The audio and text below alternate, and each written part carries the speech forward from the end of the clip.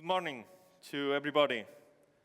First of all, thank you very much for WTG for fantastic invitation. It's a pleasure to be here with you today, and also the sponsors to make real this event. My name is David Trebolle. I'm the manager of Active Networks, Grid Control, and Advanced Network Analysis Applications in my company, which is a distribution system operator company in Spain. And today, we are going to try to talk about new system services, because yesterday we said that the smart grid is a process. So in which part of the process are we today? Because we are talking about pilots, projects, something that has to be solved in the future. But what about today? We have to do so many things today, and we have to solve so many things today. And I would like to say something about this. So, how is this working? It's here. Oops, sorry. Okay, so let me explain you why are we here today. What is the situation of distributed energy resources? And we are going to be today more focused in distributed generation, because distributed generation is in our grid from 10 years ago. So it's quite a long time. And we are having plenty of problems today because we are not integrating distributed generation. We are connecting distributed generation. Okay? We will see what is a system service, how many system services do we need, more or less. And between all of them, and if we have enough time, and STIC allows us to do that, we will try to explain two very important ones that are the firm capacity and voltage control. See what is happening with these two. So, first of all, we are talking about how are we going to integrate distributed energy resource. So this is very much related to the grids. And when we are talking about to the grids, we have transmission. The main purpose of transmission, we all know, is security of supply. And when we are talking about distribution, the main focus is quality of service. But be careful, when we are talking about distribution, we have to be aware that distribution comprises three parts. So high voltage, medium voltage, and low voltage. I know this situation is different depending on the country that we are talking about, but anyway, because voltage levels are more or less the same in the rest of Europe. And it's very important to differentiate that the structure of the grid is going to be different. The number of clients, customers, and the number of assets is completely different. The way that we are operating the grid, and also the control and supervision is being completely different. So the way we are integrating distributed energy resources is extremely dependent on the voltage level that we are talking about. And we are going to see today that that's true and what are the differences. Let me say some words about our company. We are the third distribution system operator company in Spain. We are covering more or less 16% of the Spanish territory. And we are managing this grid thanks to two control room centers. One is located in the northwest part of Spain, and the second one is located in Madrid. And between all the figures that we have here, I would like to say something important that you can see here is our power peak is roughly 6,000 megawatts. And we have an embedded installed capacity generation of 3,500. And we are having more and more situations where more than 50% of our demand is being covered by distributed generation. And this is smart grids, and this is today. So be careful. We have the situation here, and we have to do something. From a national perspective, we have more or less the same situation, because these figures are a little bit old because are coming from the 2010, but anyway, the concept is important. Because we have installed capacity of 100 gigawatts. And our peak was very close to 45,000 megawatts, so we have more than double installed capacity to cover this demand. Do you think this is efficient? I would say it's necessary because of the firm capacity. We have a huge penetration of renewables with an intermittent generation, also hydro. So the firm capacity could be not necessary sometimes, so we need an extra capacity to meet final demand. So what is the situation today? Let me give you three snapshots. We have the situation yesterday, what is happening today and tomorrow. The different sizes of the blocks means investments. So the bigger, the higher are going to be the investments. So in the past, yesterday, we have very low distributed generation penetration and a passive control and business as usual approach, fit and forget approach in distribution networks, and conventional generation connected to transmission networks under centralized control. Today, we have very high penetration level of distributed generation combined with the business as usual approach.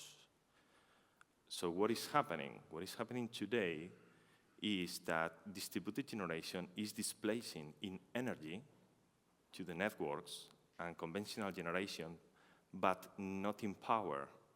In other words, distributed generation is not contributing to the security and quality of service of the system.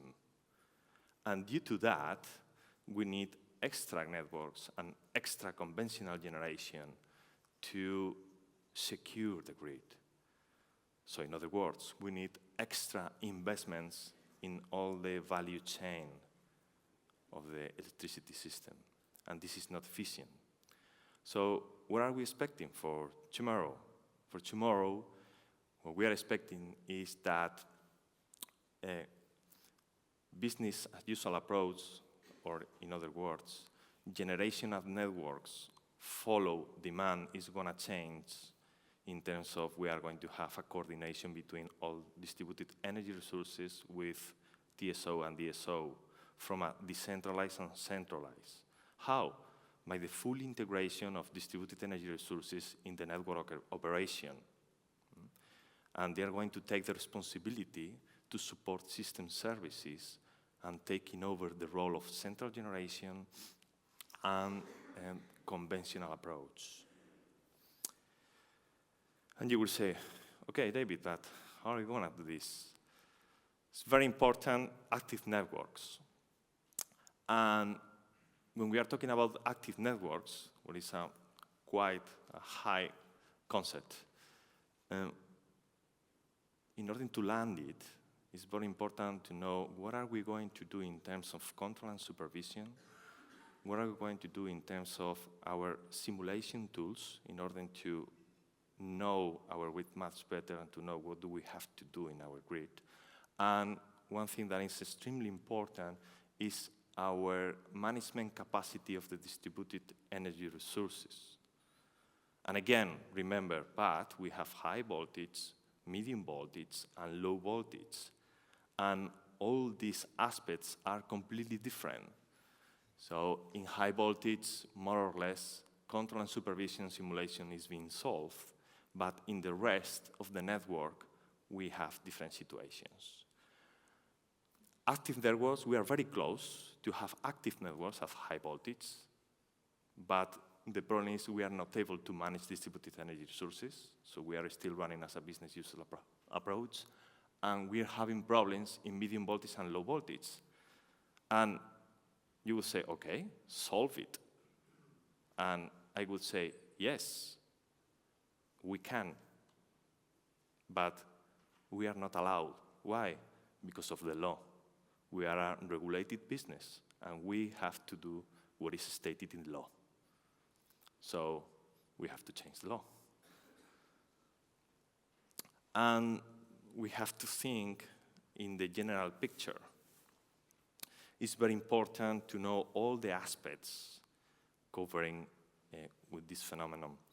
And for example, DG grants and incentives is going to give us the penetration level of the different technologies.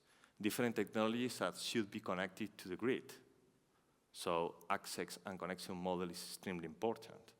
And in order to know if we can connect or not, these are very important, the ancillary services and the system services associated to the distributed energy resources. And finally, of course, what are our incentive schemes? What are our revenues? What is stated in the law to do that? So that's the general picture. And it's very important, one piece more of the puzzle, that we are in charge of the security of supply and quality of service. So all regulatory frameworks should be coherent to do that. We need an evolution, a perfect evolution. Why? Because today we are distribution network operators, but we are not distribution system operators. And what's the difference? The difference is distribution network operator is an agent of the value chain that has to invest, maintain, and operate the grid. And a DSO is a DNO that also is able to manage distributed energy resources. So what else is required in this equation? System services. And what do we have to do to have system services? Regulatory framework. So to have the system services required to integrate all the distributed energy resources, we need to change our regulatory framework. I'm not sure if Manuel is here or not from the Commission. He left. But okay, we are recording this. No problem. Okay. So new system services, very important. We have to know what are going to be our new roles and responsibilities, and what is going to happen with the action and connection model and planning purposes. What are we going to do at operation time scales? And what about the information that is being changed in real time and in not real time, back office? That's extremely important because today we are blind in low voltage and medium voltage. We don't know what are our distributed energy resources doing. And this is extremely important. The first thing to know what is happening is to see what is happening. And we are blind. We are not allowed to pick up this information. We are not allowed to do that.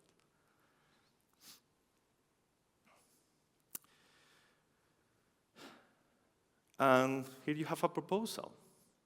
This could be different system services that are required for DSOs to be DSOs and not DNOs. I'm not going to go in a deeper detail, but you have here, you have here the name of the system regulated product, the purpose, and probably who is going to be responsible to manage that, and possible providers. Because we're a little bit lack of time, let me go forward and explain you two of the most important ones, because we have to solve this today, not tomorrow, today, or yesterday. And we are to talk about a little bit more detail in terms of firm capacity management and voltage control. So, firm capacity. Let me say something about what is being stated by law. A good example about why do we have a problem with this today, or how can we change the business as usual approach, and how many alternatives do we have to do that? The first of all is fantastic, because the law is saying to us that when we are planning, we have to take into account distributed generation and the contribution of demand, the demand-side management. And I would ask why we are not doing this. Because that's the general law, but we have to go forward on a national level. So today, what we call the special regime is the way, the norm is the legal concept of distributed generation in Spain, more or less. But the issue here is that distributed generation has no obligation to generate when system is tight, when we are having problems in the grid, where we have voltage problems, overload problems. They have no obligation to generate for that. And also, as a DSO point of view, we have no incentive scheme to do that. We are not incentivized to do that. We are incentivized to invest in copper and iron, and that's what we are doing. So this should be changed. And the best way to understand this is with an example. Look at this transformer, 13245 of 30 MVA rated capacity, and we can see the gross annual curve and the gross duration curve. It's very difficult to see here, but the peak in this transformer in this year was very close to 28 megawatts. And you would say, perfect, it's below 30 MVA, no requirements here. And I would say, that's true, but the issue is that there is one generator embedded in this transformer. So part of the demand is being covered by generation. So if we have this generation, in this case it's a CHP, and that's the profile, the annual profile, and it's typical Spanish profile because in August they are on holiday. You would see here that we have an installed capacity of 11 MVA, but when the system is on peak, they are only generating 3.2 megawatts. But it's enough. It's enough. Why? Because if we are taking out that generator and we are seeing the net demand, sorry, the gross demand, this is wrong. So without generation, we have 31 megawatts of demand. And this is over the 30 MVA rated capacity. So in other words, if there is no generation, we will have overloads. And we are not allowed to solve that. So what are we doing today? We invest in a new transformer. Is this efficient? Of course not, but it's the law. So this is what we are doing, because at the end of the day, we are 100% responsible of the quality and the security of supply in the system. So when we are talking about firm capacity in terms of short-term, medium-term, and long-term, from a balance, from a generation demand balance point of view, there are three typical concepts: the security, the firmness, and the adequacy. These concepts, we have plenty of regulatory mechanisms. For example, one of them is capacity payments. But these methods are thinking in terms of how we're going to cope demand in terms of generation in the long run, in the future. But today, we are talking about on a local phenomenon, distribution area, and we have to cope the demand with transformers, lines, whatever. And we have to be focused in firmness. We need generation when it's required. And capacity payments are not going to work with that. Are not going to run. So, what kind of alternatives do we have?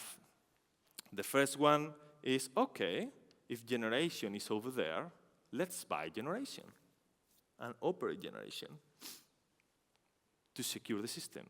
What's the problem? The unbundling. Regulated business should not be integrated with a liberalized activity. So this is only possible in Europe with DSOs with less than 1,000 customers. So one alternative that in general is not valid. The second one, and it's a fantastic approach. This is from the P26 methodology coming from UK. They have very good ideas in UK. Not always. Okay, if generation is over there, we are not taking into account in planning somehow the probability that they are going to be there, and let's calculate the probability of the expected value of the energy not supply. Okay? I say, that's good. Somehow you are taking into account the generation. But what's the problem? The problem is that DSO, again, with this approach, is the only quality of service responsible. And DG, again, if we are thinking in terms of probability, and DG says that one day I'm going to do maintenance in my assets, DSO has nothing to do with that. So, again, we need a new method.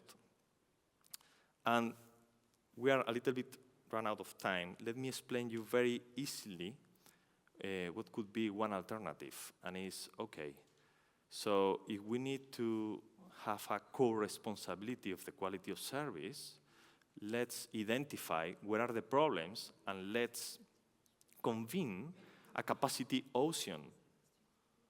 So we have a new product, firm capacity. It's power, not energy, it's power, firm capacity. So the objective, the aim of this bilateral contract between DSOs and distributed energy resources is to have a new product, what is called firm capacity, and it's going to be determined thanks to capacity oceans. And after that, the distributed energy resources and DSOs are going to sign a contract where you have obligations and rights. Obligations. Distributed energy resources should be reliable with disturbance. They have to give us the firmness of the firm capacity that they have sold to us, and if not, they are going to be penalized. And of course, they are going to receive an extra money because they are giving us a good service. And this money is the prime of the capacity ocean. It's quite complex to explain in only 2 words. But let me say something about voltage control.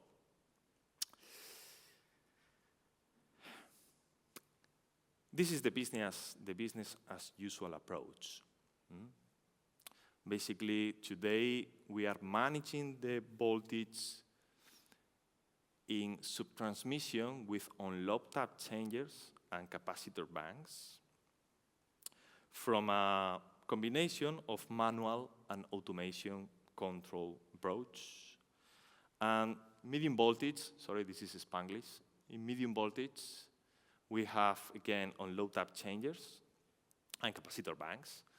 And we have an automatic control to do that. And in low voltage, as a passive control approach, we have offload trap changes, where we are changing basically the taps once or twice per year. So it's the winter peak or summer peak. And of course, this is a manual actuation into the grid.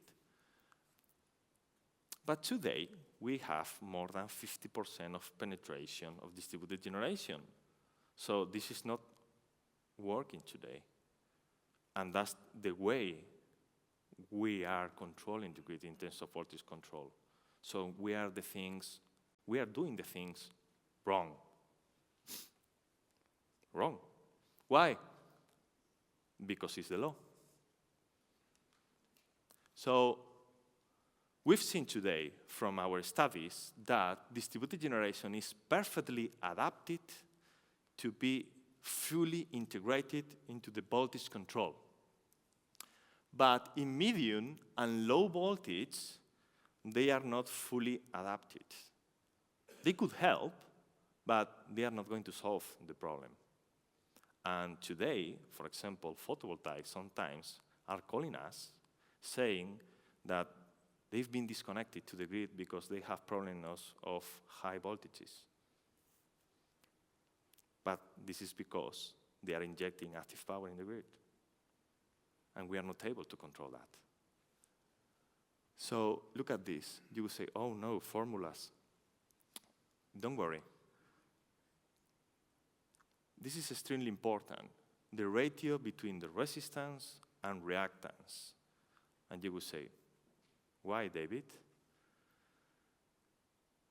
This phenomenon, what it's saying to us is that in medium voltage and low voltage, remember that when we are talking about voltage control, is something related between reactive power and voltage, okay?